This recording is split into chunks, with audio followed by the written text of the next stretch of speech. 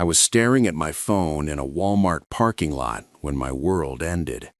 2 hours earlier, my wife Rachel sat across from me at our kitchen table, tears in her eyes, and said the words that gut every married man. "I need a break from us. I need space to find myself." I watched her pack a bag, watched her kiss our daughter goodbye, watched her drive away in the car I'd just finished paying off. "Just a few weeks," she'd said, "to clear my head." I believed her. Then my phone buzzed. Facebook notification. Rachel Miller updated her relationship status. My hands went numb. I clicked it. Feeling blessed, heart. Below it, a photo. Rachel, glowing, wrapped in the arms of a man I'd never seen before, his face pressed against hers, her smile bigger than any smile she'd given me in years. The location tag, Riverside Resort and Spa, 2 hours ago. 2 hours. She'd gone from "I need space" to feeling blessed with another man in the time it took me to put our daughter to bed and microwave a dinner I couldn't eat. The comments were already rolling in. "You deserve this, girl." Fire. "Finally, so happy for you. He's gorgeous. Get it." I sat there in my truck, groceries melting in the back seat, staring at that photo until my vision blurred. Then I saw something in the background, something that made my blood run cold. A logo on a towel draped over the chair behind them. Riverside Resort and Spa. I knew that place. I'd looked at it 6 months ago when I was planning our anniversary trip. $450 a night, couples massage packages, champagne on arrival. I couldn't afford it then. Apparently someone could afford it now. I zoomed in on the photo, on him, on the watch on his wrist that cost more than my truck. And that's when I remembered. 6 months ago, Rachel started a new job, executive assistant at a commercial real estate firm. Her boss's name was Cameron Pierce. I'd met him once. Firm handshake, expensive suit, the kind of smile that made you feel poor just looking at it. I pulled up his Facebook profile. There he was, same watch, same smile, same man with his arms around my wife. And then I saw his most recent post from 3 hours ago. "Sometimes the best things in life are worth the wait. #new beginnings." The comments underneath made me sick. "About time, Cam. She's beautiful, man. You earned this. Divorce finally final?" Divorce. He was divorced, and apparently my wife was his prize for surviving it. I sat there shaking, groceries forgotten, and did something I hadn't done in 15 years of marriage. I opened the glove box and pulled out a business card I'd kept hidden since the day I got married. The card was old, faded, but the number still worked. I dialed. A woman answered, professional, clipped. "Hartman Investigations." "I need to hire someone," I said. "My wife is cheating, and I need to know everything." "She can help," she said. "When did you first suspect?" I looked at the photo on my phone, at Rachel's smile, at the man who'd taken my place. 2 hours ago. If you want to know what I found when I hired that investigator, and what I did with the information that destroyed her perfect little fairy tale, hit subscribe. Because what I discovered wasn't just an affair, it was a plan, and I was always meant to be the fool who paid for it. My name is Jason Miller. I'm 38 years old and I live in Akron, Ohio. For the last 15 years, I've worked as a logistics coordinator for a mid-sized shipping company. It's not glamorous. I sit in a cubicle, manage routes, deal with angry drivers, and make sure packages get where they're supposed to go. I make $52,000 a year. It's enough. Barely. Enough to keep the lights on, the mortgage paid, and our 6-year-old daughter, Emma, in dance classes she loves. My wife, Rachel, used to say she admired my work ethic. "You're so steady, Jason, so reliable." I thought that was a compliment. Turns out, steady and reliable are just nice words for boring. Rachel and I met in college. She was studying communications. I was in supply chain management. We weren't the couple people expected. She was outgoing, vibrant, always the center of attention. I was the quiet guy in the back of the lecture hall, taking notes, keeping my head down. But somehow it worked. She said I grounded her. I said she brought color to my world. We got married at 23. Too young, probably, but we were in love, and love felt like enough. For a while, it was. We bought a small house in a decent neighborhood, had Emma 2 years later, fell into a rhythm. I worked, she stayed home with Emma. We had date nights when we could afford them. We talked about the future like it was something we were building together. But somewhere along the way, the conversations stopped. The date nights became rare, then non-existent. The I love yous became automatic, reflex, not feeling. And Rachel started looking at me differently. Not with love, with disappointment. 6 months ago, Rachel went back to work. I need something for myself, she said. I love being a mom, but I need to feel like me again. I supported it. Of course I did. She got a job as an executive assistant at Pierce Commercial Real Estate. Good pay, benefits, downtown office. Her boss was Cameron Pierce, 42, divorced, drove a Range Rover, and wore suits that probably cost more than my monthly salary. I met him once at a company holiday party Rachel dragged me to. He shook my hand, smiled, and said, "You're a lucky man, Jason. Rachel's the best hire I've made in years." I smiled back. I know. But the way he looked at her, the way she smiled at him, made something in my gut twist. I told myself I was being paranoid. I wasn't. The changes started small. Rachel bought new clothes, not Target anymore, Nordstrom, dresses that hugged her in ways I hadn't seen since before Emma was born. She started going to the gym 5 days a week. "I just want to feel good about myself," she said. She got her hair done.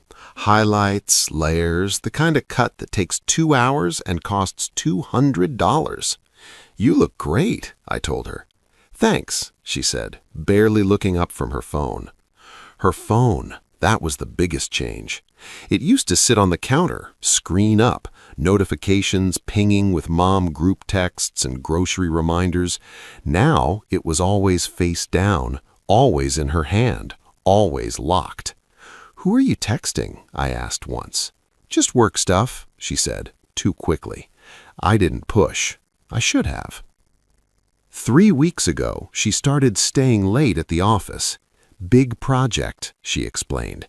"Cameron needs me to help close a deal." Cameron. She said his name the way she used to say mine, with warmth, with familiarity.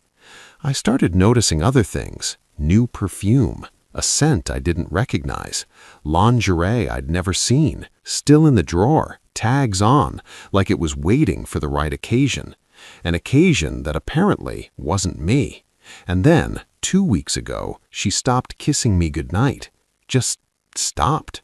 She'd climb into bed, turn away, and fall asleep before I could say a word. I lay there in the dark, listening to her breathe, and felt the distance between us stretch into miles.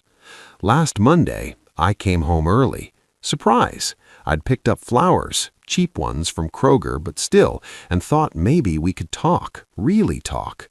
I walked in and heard her voice upstairs, on the phone. I stood at the bottom of the stairs and listened. "I know," she was saying, voice soft. "I know it's hard, but it won't be much longer." A pause. "He doesn't suspect anything. He's too comfortable." My chest tightened. "I just need a few more weeks, then we can do this right." Another pause. Then, quietly, "I miss you too." I backed out of the house before she heard me, sat in my truck in the driveway, flowers wilting on the passenger seat. I didn't go back inside for an hour. When I did, she was making dinner like nothing had happened. "Hey, babe," she said, smiling. "How was work?"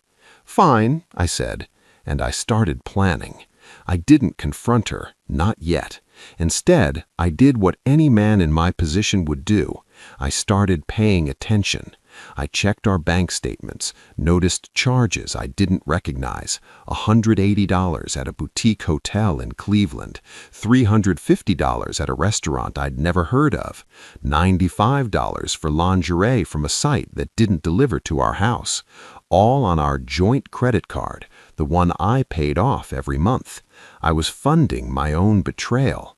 I started tracking her location, not in a creepy way. We'd always shared locations on our phones for safety, Emma, emergencies, that kind of thing.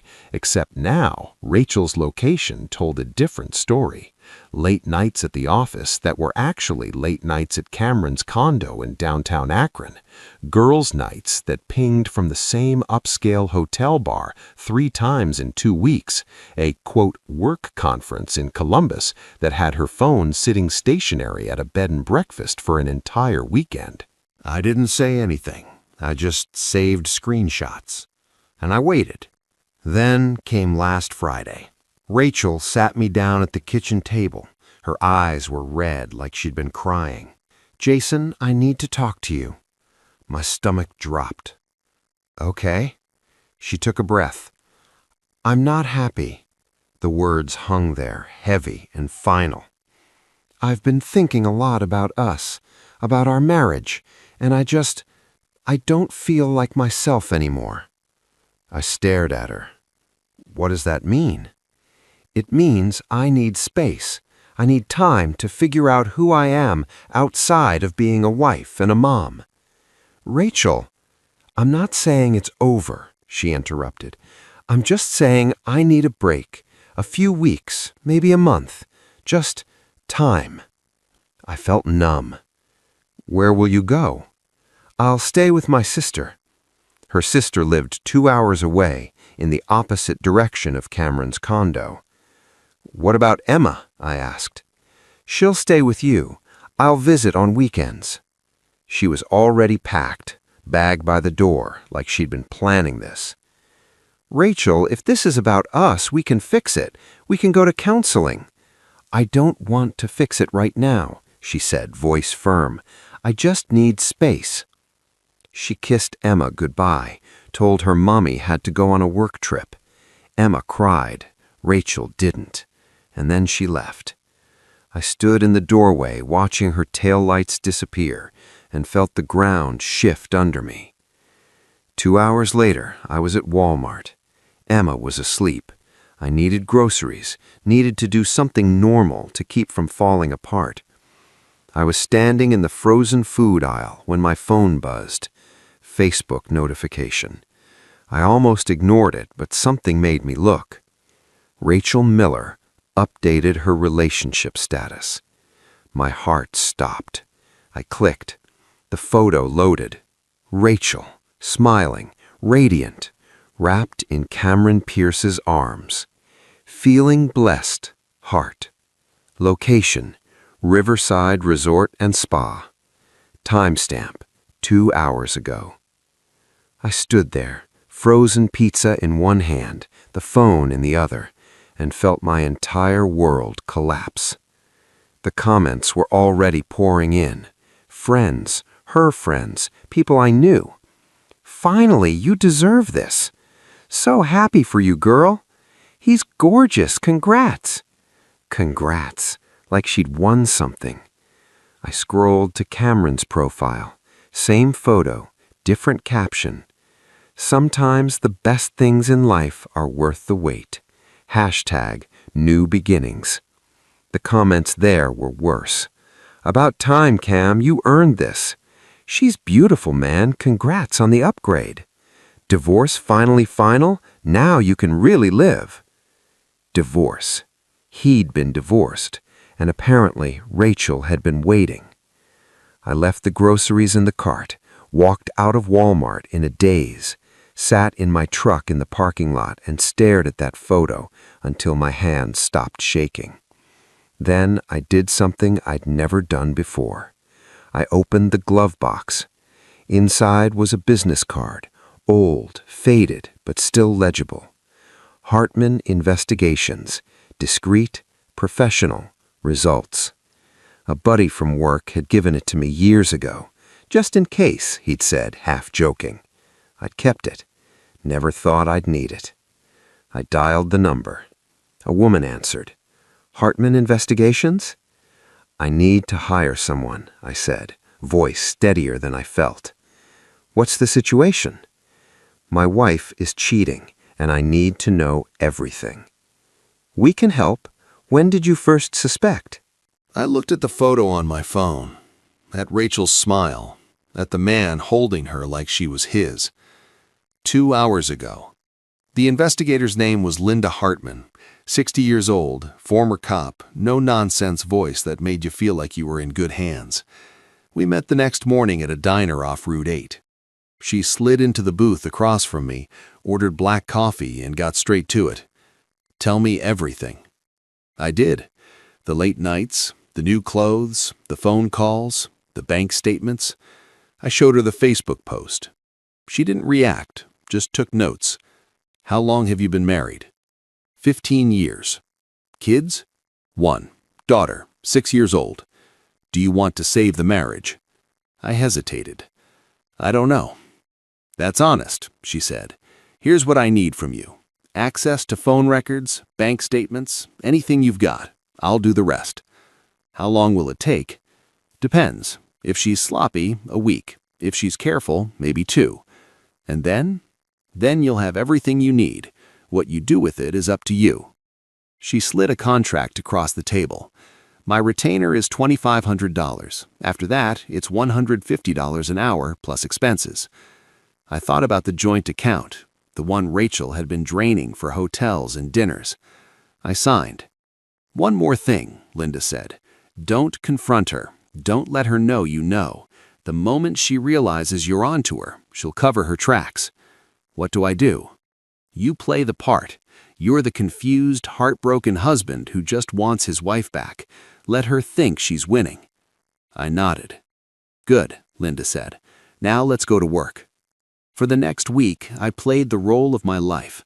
I texted Rachel. Sweet, desperate messages. I miss you. Can we talk? Emma's asking about you. When are you coming home? I love you. Please don't give up on us. She responded, but barely. I need more time. I'm sorry. This is hard for me too. I'll call Emma this weekend. Meanwhile, Linda was digging. She pulled phone records, hundreds of texts between Rachel and Cameron, late-night calls that lasted hours. She tracked credit card statements, hotel stays, dinners, a weekend trip to Niagara Falls I knew nothing about.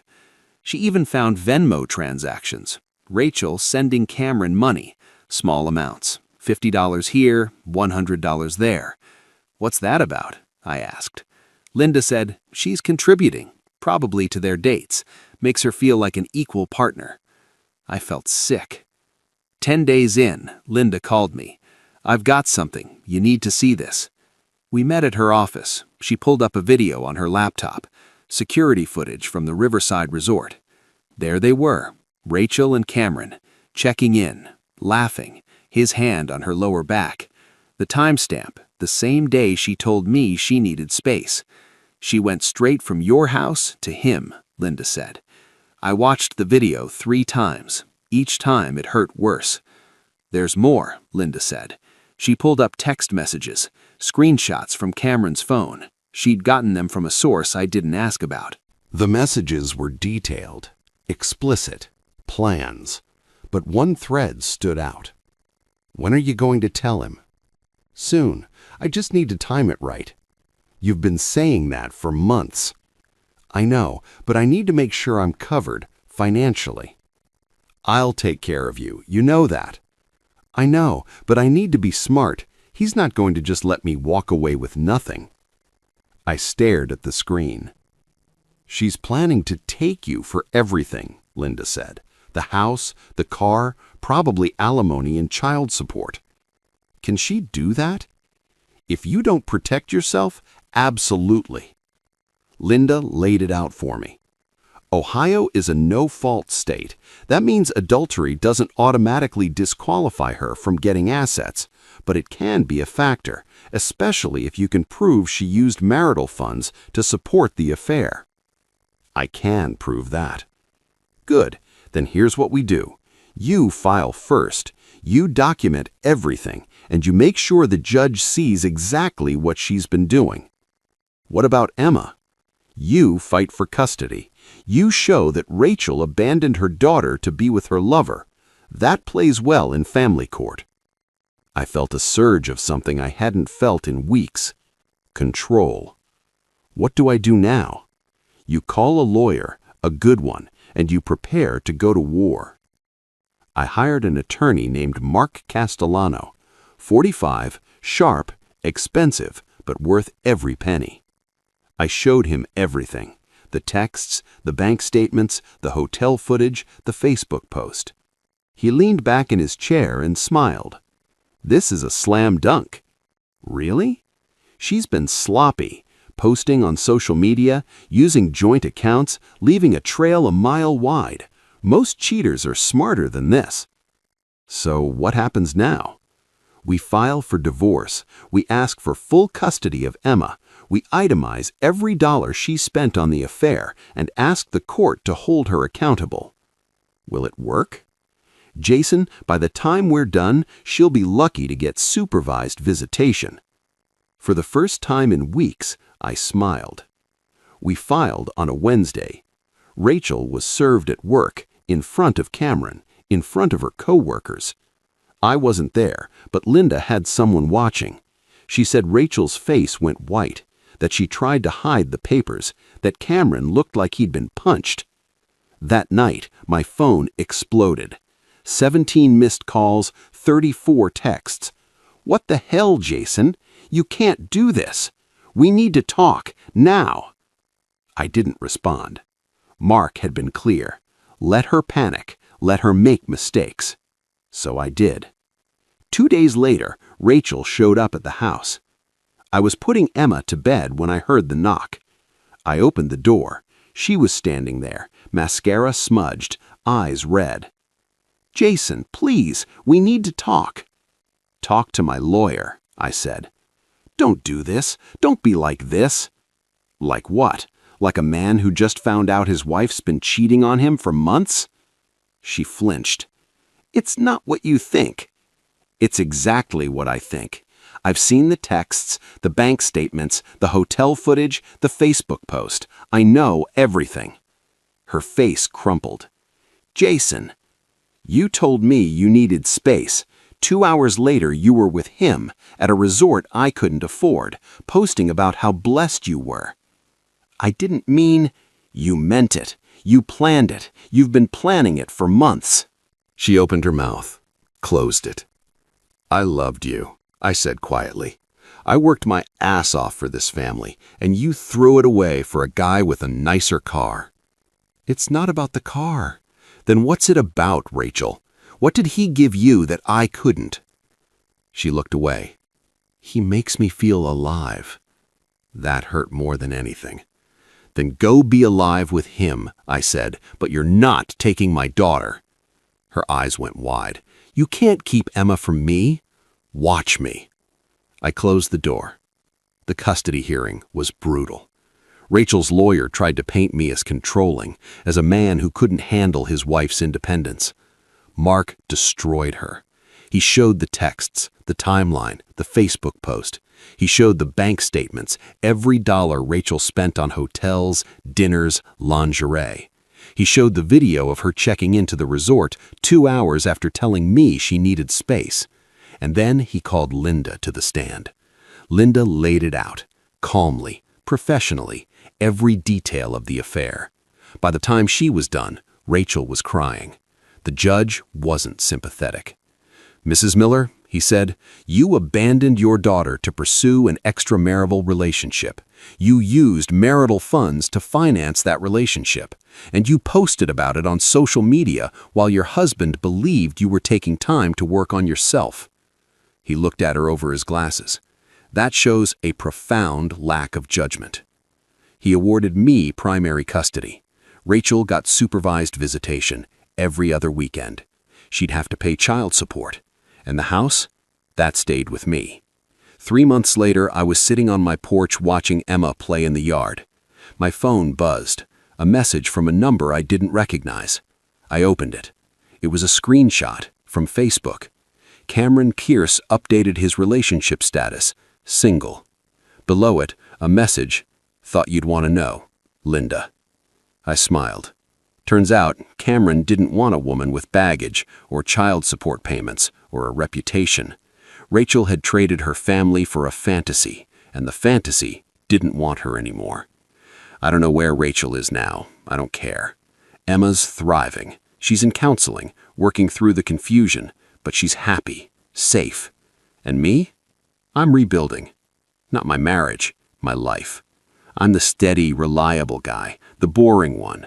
But I'm also the one who showed up, who fought, who protected his daughter when it mattered most. Rachel wanted to feel alive.